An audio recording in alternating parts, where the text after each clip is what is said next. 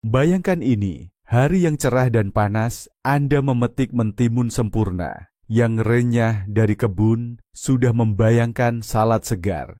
Tapi ternyata rasanya pahit sekali. Pasti familiar kan? Drama mentimun, ini sedang terjadi di ribuan kebun saat ini. Hari ini kita akan melakukan diagnosis lengkap dan membahas 6 alasan utama mengapa mentimun Anda tiba-tiba terasa pahit.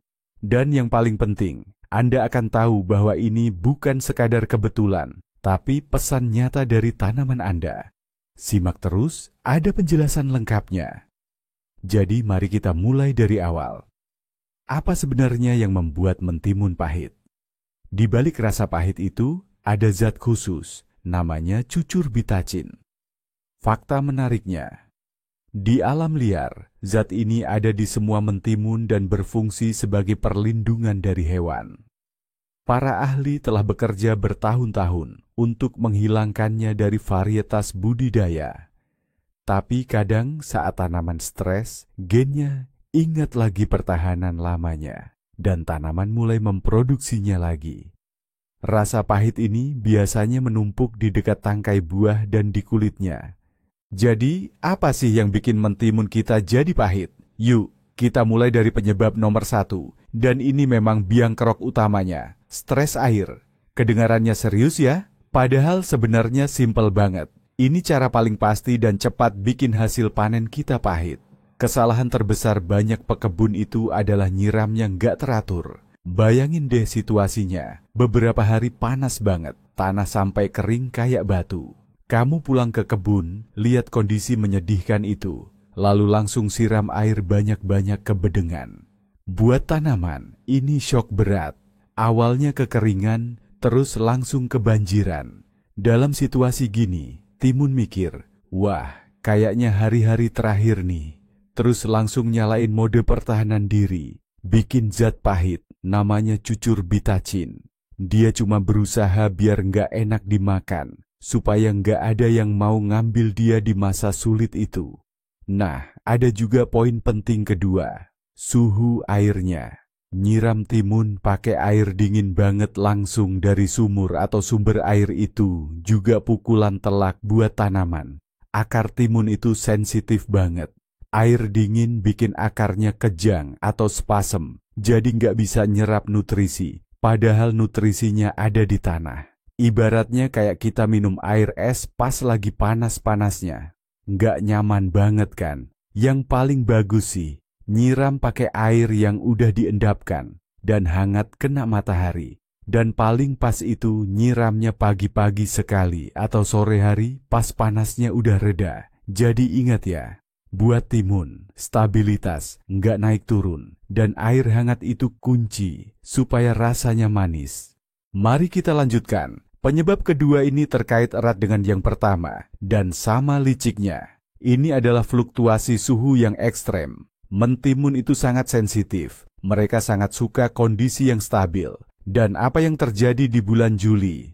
Di siang hari, udara bisa memanas hingga 30 derajat bahkan lebih. Sementara di malam hari bisa turun drastis. Bayangkan, di siang hari, tanaman Anda benar-benar seperti dipanggang di bawah terik matahari. Ia kepanasan, berusaha mati-matian menguapkan air untuk mendinginkan diri. Semua proses kehidupannya melambat, ia mengalami syok dan stres berat. Lalu datanglah malam, dan suhu turun hingga 10-15 derajat. Bagi mentimun, ini seperti mandi air es setelah sauna. Lagi-lagi syok, lagi-lagi stres. Kontras tajam antara panas terik di siang hari dan dinginnya malam inilah yang membuat tanaman panik. Ia tidak tahu apa yang terjadi, dan untuk berjaga-jaga ia mengaktifkan mekanisme pertahanan, mulai memproduksi zat pahit.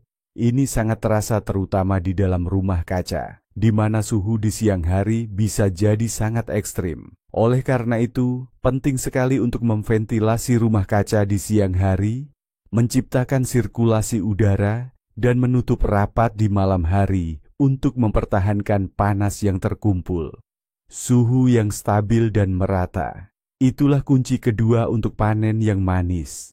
Sekarang kita bahas faktor ketiga yang sering diabaikan banyak pekebun. Ini soal cahaya, lebih tepatnya kelebihan atau kekurangannya. Hubungan mentimun dengan matahari bisa dibilang rumit. Mereka menyukainya, tapi secukupnya. Sinar matahari langsung yang terik di siang bolong, terutama di bulan paling panas, adalah luka bakar. Sungguhan bagi daun mentimun yang lembut. Bayangkan tanaman itu seperti di bawah kaca pembesar. Daun-daun mulai aktif menguapkan air untuk mendinginkan diri. Mereka bisa layu dan menguning di pinggirnya. Seluruh proses ini adalah stres besar bagi seluruh tanaman. Lalu, bagaimana reaksinya? Benar, ia mulai memproduksi cucur bitacin yang pahit untuk melindungi buahnya dalam kondisi ekstrem. Tapi situasi sebaliknya juga tidak lebih baik. Jika batang mentimun Anda tumbuh di tempat yang teduh dan gelap terus-menerus, mereka kekurangan energi untuk hidup. Proses fotosintesis yang memberi makan tanaman berjalan sangat lemah. Ini jenis stres yang berbeda. Stres karena kelaparan. Kelaparan, cahaya. Tanaman menjadi lemah, kurus, dan juga mengaktifkan reaksi pertahanan. Jadi, tempat yang ideal untuk mentimun adalah di mana ia mendapat sinar matahari pagi dan sore, tapi ternaungi atau mendapat bayangan ringan di siang yang paling panas. Namun, jika bedengan Anda berada di lokasi yang sangat terik, sekadar memberikan naungan sederhana dengan jaring khusus bisa menciptakan keajaiban nyata. Baik, sekarang kita masuk ke poin keempat dalam daftar kita, yang bisa kita sebut saja jatah makan minim. Ya, betul, mentimun, sama seperti kita, butuh nutrisi yang seimbang. Anda bisa memberinya air yang ideal dan suhu yang nyaman. Tapi, jika tanaman itu benar-benar tidak mendapatkan asupan nutrisi yang cukup, ia tetap akan mengalami stres berat. Dua elemen memegang peran kunci di sini, nitrogen dan kalium. Nitrogen bertanggung jawab untuk pertumbuhan massa hijau, daun dan batang. Kalau kurang, tanaman akan pucat, lemah, dan tidak punya kekuatan untuk membentuk buah yang bagus. Tapi untuk rasa mentimun, kalium bahkan lebih penting. Justru kaliumlah yang bertanggung jawab untuk penumpukan gula dalam buah, artinya untuk rasa manisnya. Selain itu, kalium adalah elemen utama yang meningkatkan kekebalan tanaman dan ketahanannya terhadap stres apapun, baik itu panas atau kekeringan. Saat mentimun kekurangan kalium, ia menjadi tidak berdaya. Masalah kecil apapun akan tampak seperti ancaman serius baginya. Dan apa yang dilakukannya? Ia mengaktifkan satu-satunya pertahanannya, mulai menghasilkan rasa pahit. Oleh karena itu, pemupukan yang teratur dan seimbang selama masa berbuah sangat penting. Tanaman yang kelaparan selalu merupakan tanaman yang marah dan pahit. Penyebab kelima rasa pahit ini mungkin akan sangat mengejutkan Anda karena tidak ada hubungannya dengan perawatan Anda. Ini adalah faktor keturunan yang buruk. Bayangkan, kecenderungan untuk menumpuk rasa pahit bisa jadi sudah terprogram di dalam gen mentimun Anda. Alasannya adalah semua varietas manis modern adalah hasil kerja keras dan telaten para pemulia tanaman. Selama bertahun-tahun, mereka menyeleksi tanaman yang ketika terkena stres, tidak menghasilkan cucur bitacin sama sekali, atau hanya dalam jumlah yang sangat sedikit. Para ilmuwan seolah mematikan gen kuno yang bertanggung jawab melindungi tanaman dari hewan. Namun, varietas lama yang sering disebut varietas lokal atau non-hibrida masih bisa membawa memori genetik ini. Anda bisa saja memberikan kondisi paling ideal untuknya, tapi begitu ada sedikit saja penyimpangan dari kondisi normal, misalnya, satu kali saja lupa menyiram, tanaman itu akan langsung ingat kembali pesan leluhur liarnya dan mulai menghasilkan rasa pahit. Oleh karena itu, jika Anda terus-menerus berhadapan dengan masalah mentimun pahit ini dari tahun ke tahun, meskipun sudah berusaha keras, perhatikan benih yang Anda gunakan. Varietas hibrida modern yang ditandai dengan simbol F1, pada umumnya secara genetik sudah bebas dari masalah ini. Ini bukan berarti mereka tidak perlu dirawat sama sekali, tapi ambang toleransi stres mereka jauh lebih tinggi.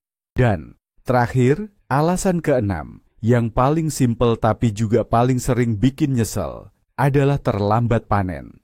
Kita sering berpikir, biarkan timunnya tumbuh sedikit lagi biar lebih besar.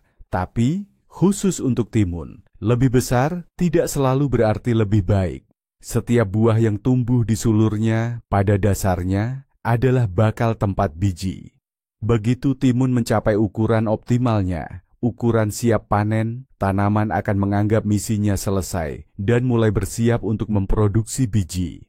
Pada saat itulah, proses penuaan dimulai. Buahnya mulai mengeras, kulitnya menebal, bijinya di dalam membesar dan mengeras. Dan bersamaan dengan proses-proses ini, rasa pahit pun menumpuk di dalamnya. Timun yang kematangan bukan lagi sayuran muda dan segar, tapi sudah menua dan menyelesaikan tugas biologisnya. Dan dalam kasus ini, rasa pahit adalah penanda alami usianya. Semakin lama timun dibiarkan menggantung di sulurnya setelah matang, semakin besar kemungkinan rasanya akan pahit. Jadi, rahasia utamanya sederhana. Panenlah timun tepat waktu.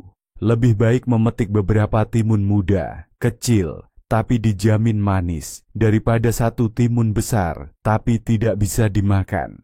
Memanen secara teratur tidak hanya mencegah timun menjadi pahit, tapi juga merangsang tanaman untuk membentuk buah-buah baru.